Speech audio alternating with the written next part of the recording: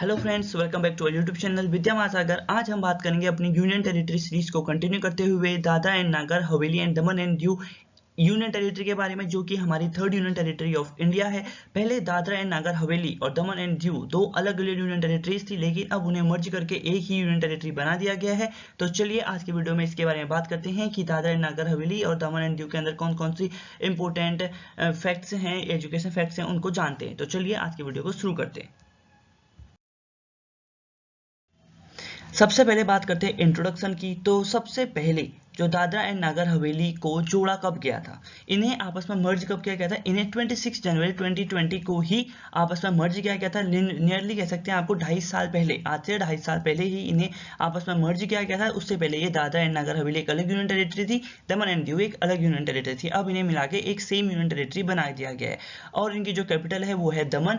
Official language जो बोली जाती है ये पूरे कंप्लीट यूनियन टेरिटरी में, वो है Gujarati, Hindi, Marathi and English languages. और भी काफी सारी लैंग्वेजेस बोली जाती है। डिस्ट्रिक्ट है 3, टोटल डिस्ट्रिक्ट्स लोकेटेड हैं इसके अंदर, 3 डिस्ट्रिक्ट्स लोकेटेड हैं और वो कौन कौन से वो भी आपको बताऊंगा। दादरा एंड नागर हवेली है और एक दूसरा डिस्ट्रिक्ट है दमन और थर्ड डिस्ट्रिक्ट है वो है दीव।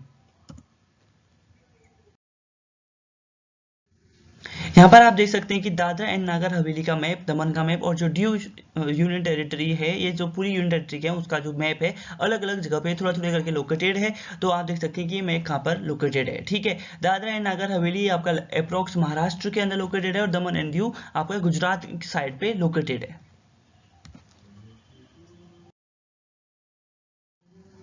एरिया और पॉपुलेशन की बात करी जाए तो टोटल एरिया है पूरे इस यूनियन टेरिटरी का 603 square kilometre. Area wise rank all over the union territories, यानी कि 8 यूनियन टेरिटरीज है हमारी कंट्री में, तो 8 यूनियन टेरिटरीज में से फिफ्थ रैंक पे आती है इसकी area wise rank. Total population है 5,85,764 अप्रॉक्स। और जो पॉपुलेशन वाइज रैंक है all over the 8 union territories, उसमें से 6th मोस्ट पॉपुलेटेड स्टेट और यूनियन टेरिटरी है ये आउट ऑफ 8 यूनियन टेरिटरीज। और पॉपुलेशन डेंसिटी यहाँ की 970 पर किलोमीटर स्क्वायर।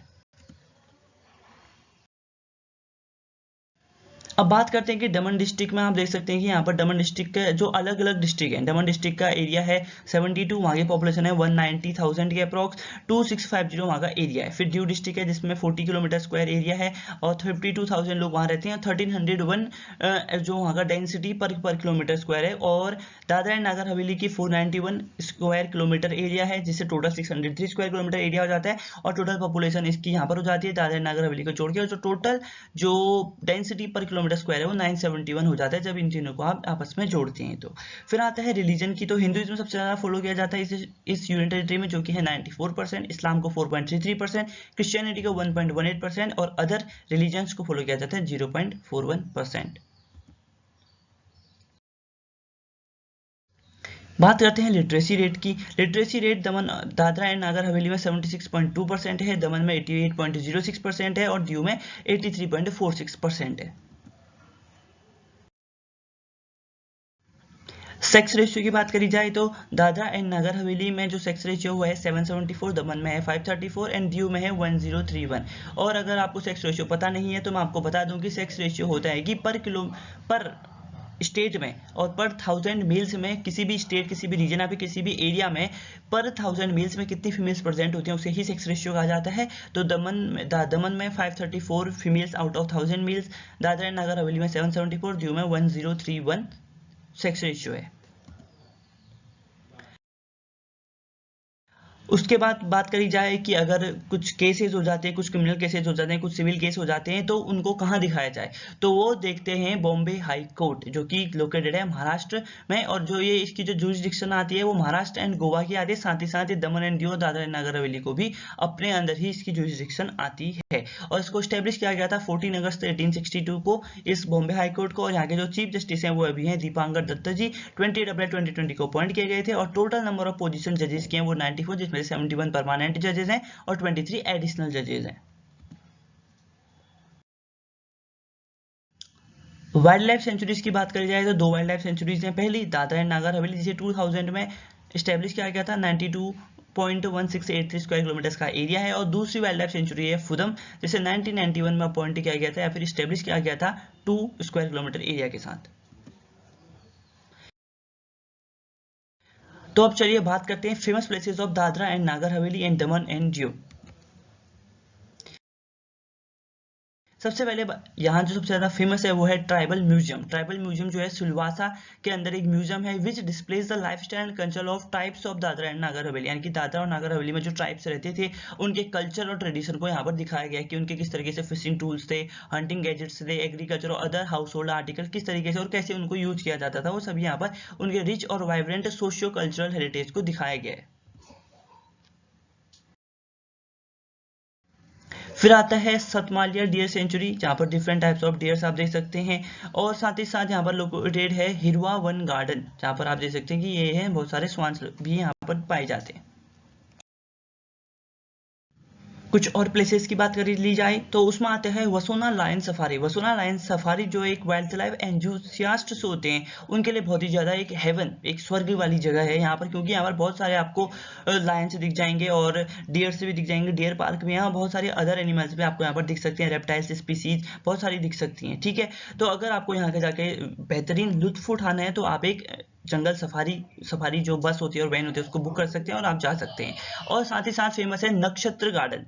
नक्षत्र गार्डन जो है एक एस्ट्रो थीम्ड गार्डन है, और जो ये एस्ट्रो थीम्ड गार्डन है वो इंडियन एस्ट्रोलॉजी के अकॉर्डिंग बेस्ड है। और जब आप इस गार्डन में जाएंगे तो आपको यहाँ बहुत सारे एस्ट्रो रिलेटेड और जो एस्ट्रो वैरायटी के प्लांट्स और ट्रीज हैं वो भी आपको यहाँ देखने को मिलेंगे। फिर बात आती है तपोवन टूरिस्ट कॉम्प्लेक्स बिंद्राबिन।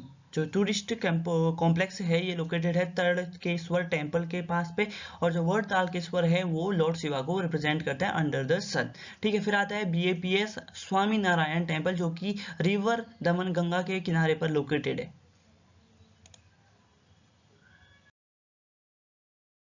फिर आती है Vanganga lake garden. Vanganga lake garden जो है one of the most famous gardens है, लेक गार्डन है जिसे आप कह सकते हैं, चाहे आप यहाँ जाके विजिट कर सकते हैं। पैडल बोट यहाँ पर है, रेस्टोरेंट यहाँ पर है, world class floating musical dancing fountain ये भी है यहाँ पर, बहुत सारी चीजें जिन्हें आप यहाँ पर जाके देख सकते हैं। फिर आता है ड्यू फोर्ट। ड्यू फोर्ट जो है यहाँ पर लोकेटेड है, टूरिस्ट इंटरेस्ट के लिए बहुत ही ज्यादा खोला गया और बहुत ही ज्यादा फेमस भी है। द फोर्ट ऑफ ड्यू जो है ये जब भी लड़ाई होती थी कोस्ट ऑफ द आइलैंड उसको बचाने के लिए इसको बनाया गया था 1535 से 1541 के बीच में।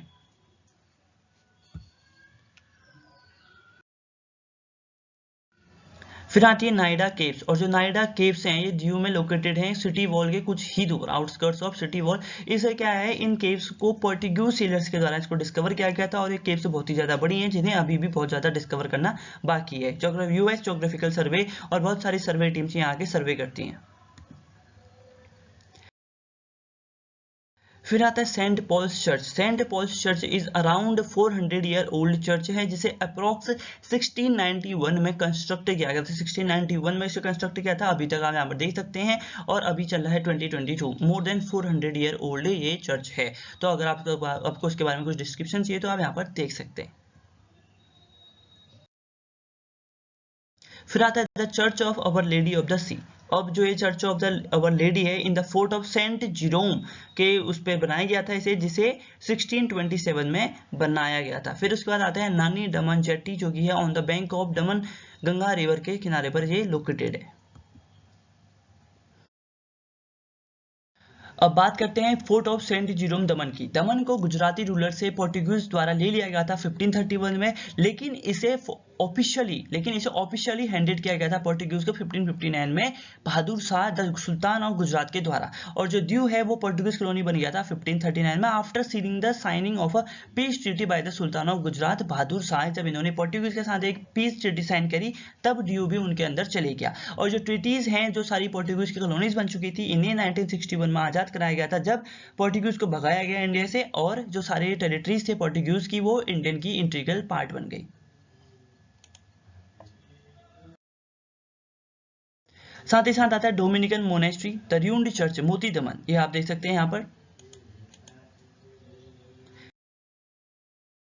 फिर आता है द हाउस ऑफ बुकेज मोती दमन फोर्ट द पोइट हाउस, और द फोर्ट ऑफ मोती दमन।